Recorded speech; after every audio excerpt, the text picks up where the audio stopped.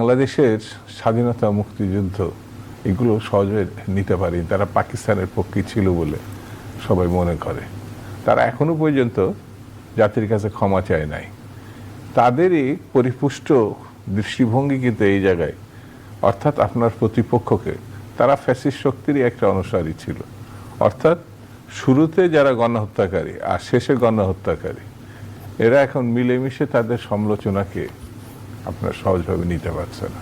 সেই জন্য আমার কাছে মনে হয়েছে বাংলাদেশের রাজনীতিটা যে সুস্থ ধারার ব্যাপার ছিল, সেই সুস্থ ধারাটা গণঅভ্যুত্থানের মধ্য দিয়ে একটা সম্ভাবনা দেখা দিয়েছিল।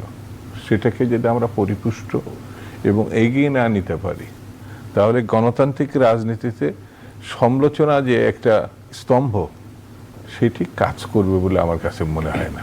এবং তার জন্য আমাদেরকে অতীতে যেমন খেসারত দিতে হয়েছে, ভবিষ্যতেও দিতে হবে।